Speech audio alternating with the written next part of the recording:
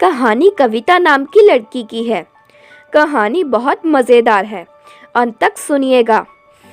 कविता बहुत ही सुंदर, जवान और सीधी सादी मिडिल क्लास घर की लड़की है।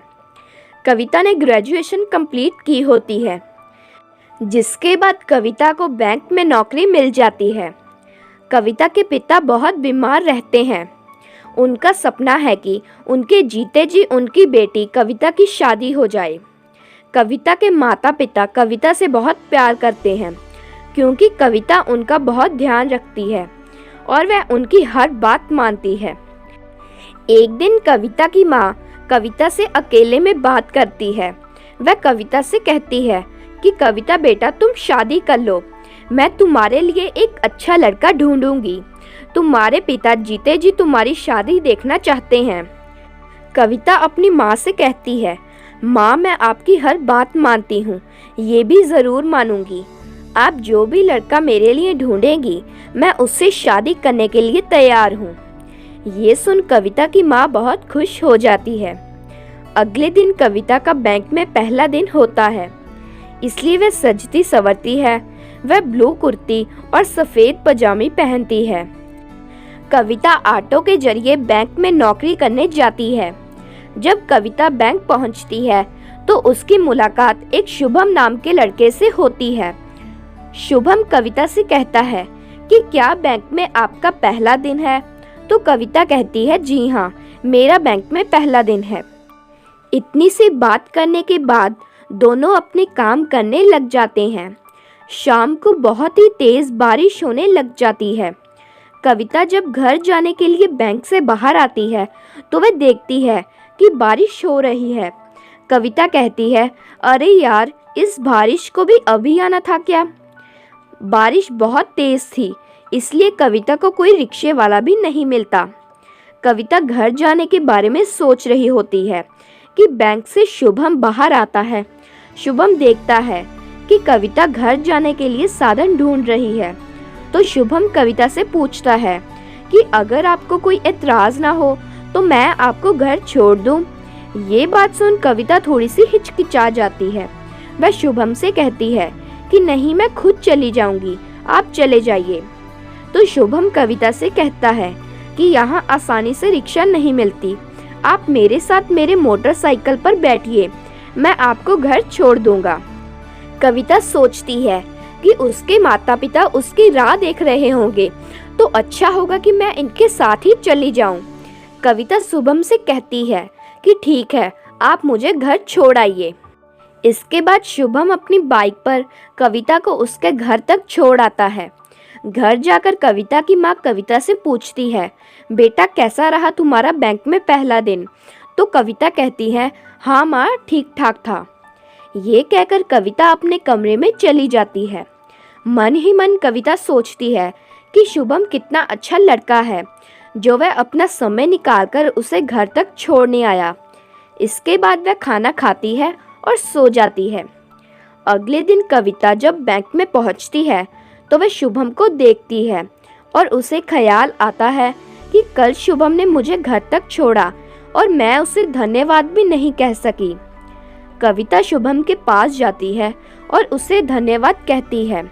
शुभम कविता से पूछता है, धन्यवाद किस बात का?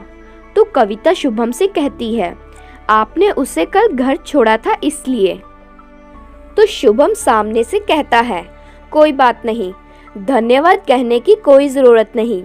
ये सुन कविता को बहुत अच्छा लगता है। कविता को मन ही मन शुभम से प्यार होने लगता है। बैंक में वह सारा दिन शुभम की ओर ही देखती रहती है। जब लंच ब्रेक होता है तो कविता शुभम के साथ बैठ जाती है। शुभम भी कविता को पसंद करने लगा था। कुछ दिनों में ही शुभम और कविता की नज़दीकियाँ और भी ज़्यादा बढ़ गई।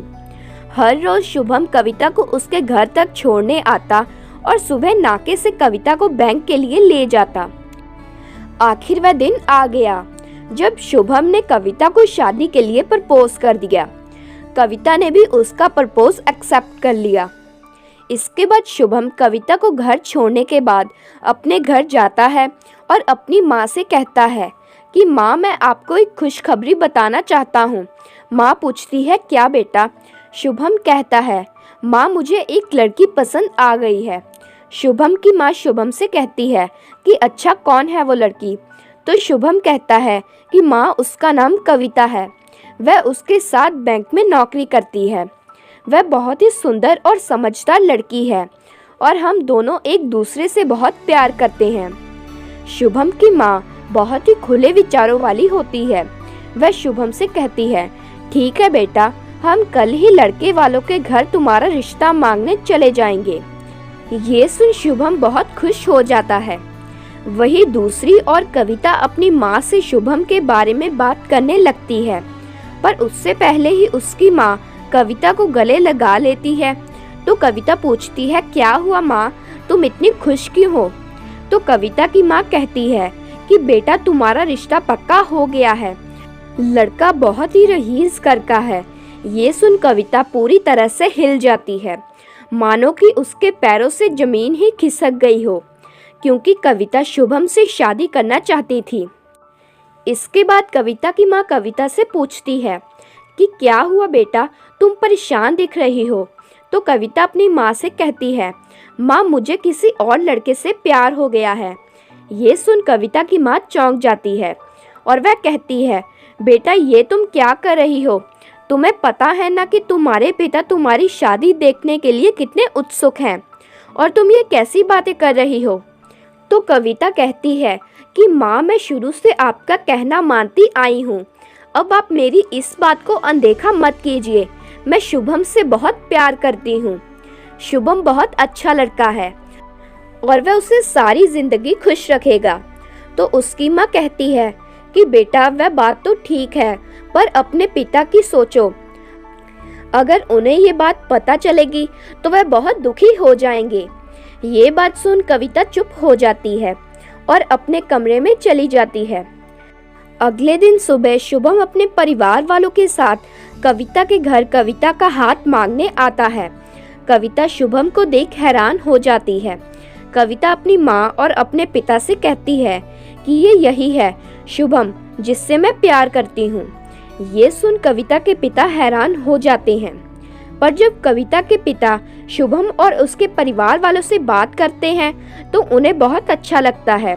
कविता के पिता को शुभम बहुत पसंद आता है।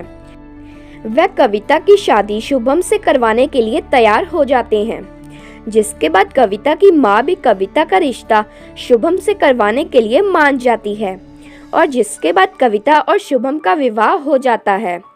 दोनों अपनी शादीशुदा जिंदगी से बहुत खुश हैं। शादी के बाद कविता और शुभम बहुत जगह घूमने जाते हैं। कविता के ससुराल वाले कविता को अपनी बेटी की तरह समझते हैं और वह उससे बहुत प्यार करते हैं। करीब 1 साल बाद कविता माँ बन जाती है और उसे एक लड़का होता है, जिसका नाम वह पवन रखते हैं।